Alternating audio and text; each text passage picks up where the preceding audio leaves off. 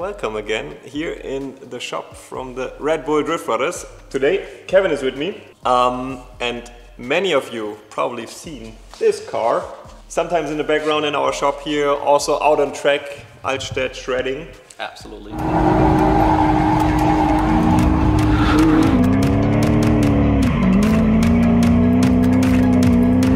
Today we thought we might answer some of the questions that had been raised, and this is actually Kevin's car. Yes, it is my first drift car. It's a 1985 Nissan 300 ZX31, Z31. And it's quite, in Germany it's quite a rare car. It was more common in the US, and it's a really uncommon drift car. Exactly.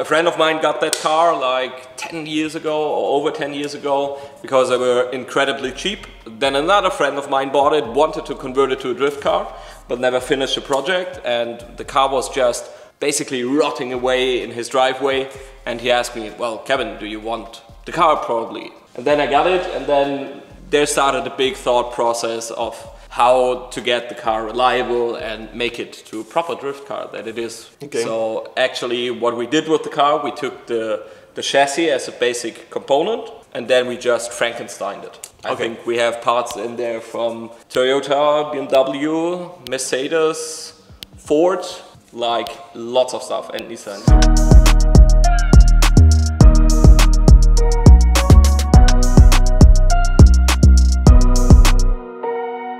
So, do you have the original engine inside? No, no.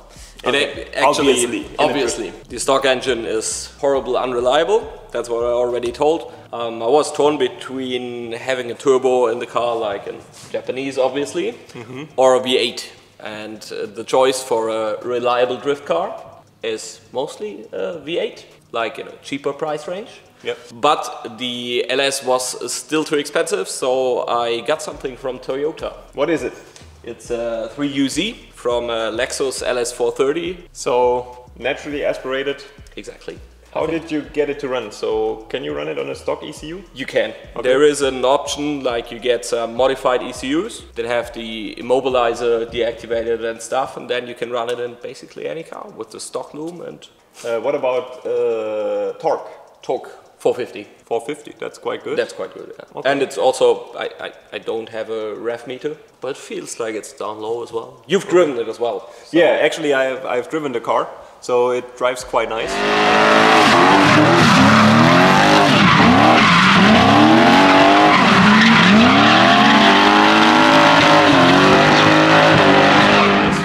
I mean, we didn't went on full tilt with semi-slicks in the rear, we had normal street tires, but still the car was driving really nice. Let's look inside here. What do we have? It looks quite simple. It is simple. That was the main focus of the car, to keep it as simple as possible. Just to give you a quick rundown, we have an E46, E36 M3 radiator. Then this is the Ford Focus alternator, an Opel electric power steering pump. And that's about it in the engine bay. On the back of the engine, the gearbox is a BMW as well. Shall we look inside? Yes.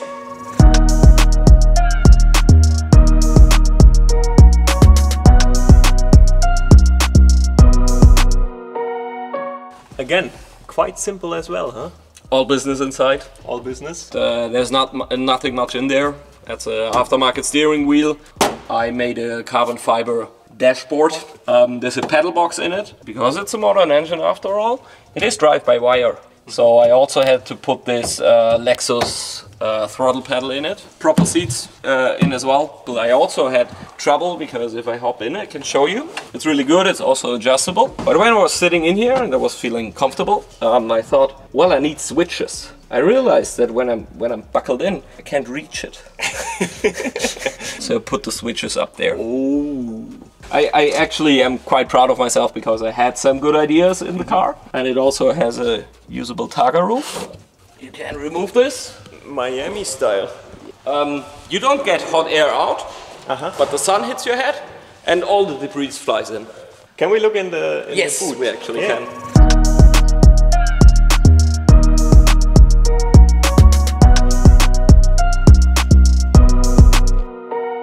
So, what do we see in here? Nothing much. I had to cut out all the rear because it was like any other 90s Nissan, rusted. And then I cut it out and put a new fuel cell in it. It's not an aluminum because I don't trust the aluminum, at least what I drive. But I still boxed it completely off from the driver's compartment. It does make sense, because once you have an impact or crash there, if it can flex before it breaks, it won't break, and there won't be fluid everywhere or fuel everywhere, and it in the best case doesn't burn. So this is a good idea. I also, you just see this structure. It is enclosed in a whole tube frame structure as the rest.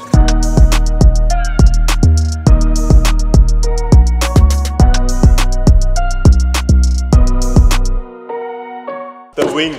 Some of you might also remember this wing. We have the same one on Joe's old car, on the Nissan Frankenstein, dark white. However, we mounted it the other way around, because in drifting, at least I don't want to have aerodynamic downforce, because you have the downforce when you're really fast, so then you maybe need to reduce your grip that you can drive because of the power limitations. And then once you're slower, you have more available torque on the wheel, but you don't have the downforce, so you don't have more grip. So if you look over an entire track and you trim your vehicle to the maximum grip, I think the best idea is to have the maximum mechanical grip and a neutral aerodynamical situation. It makes sense. And that's why we turned that around.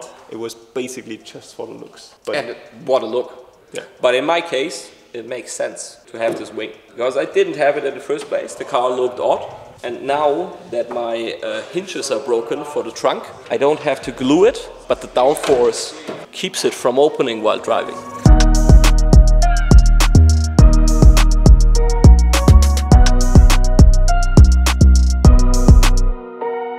Take care. Shall I make it a bit higher? Yes. Yes, because every year this car was on the road, it was freshly undersealed. So, the oily oil pan. Yeah. That looks modified. It is. The UZ engine only comes with a front sump. No, it comes with a front sump, mid sump, rear sump. Okay. I had the mid sump, and the rear sump is like horribly expensive. Okay, so you decided to build it yourself. Yeah, because I can weld it. It was, well, it holds the oil in. It's not losing oil pressure. So, okay, then you have an adapter for the BMW gearbox you mentioned. Yes, exactly. Front kit looks quite shiny. It is. That's the one new part that I wanted to put in. That's a Fat Racing kit, also from our sponsor M-Tuning. And that's like the only kit in the world that fits the Z31. The lock.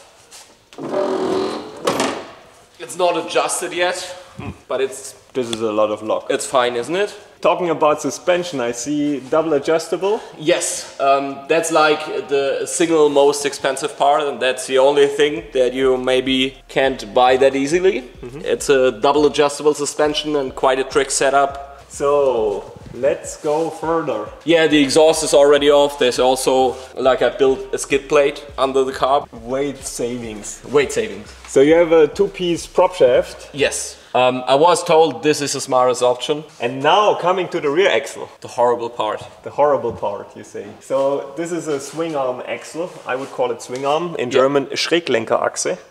So you have two pivot points here. The subframe itself is mounted to the chassis on these 2 points and on the differential back here. And the swing arms are connected to the subframe over these 2 pivot points. And with these 2 points, you actually adjust the toe and the camber. This axis through which they rotate is quite limited. Yes. And that dictates you how the wheels behave when you compress them. And this is the reason that cars with such a rear axle, if they have quite a lot of movement in the rear that you want and have for drifting normally, makes it a little bit more difficult to drive than, for example, multi-link rear axles, where you really can control the toe gain and the camber gain over the compression. What happened actually, I took a look at these bushings recently because I modified this one. I got it out. They still look good.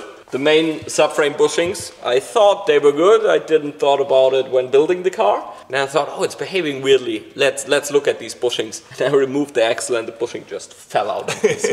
Don't do rooftop entries with this car. This is a really amazing build in my eyes. Thank you. Quite unique. So Well, what are your plans? I don't actually want to do more.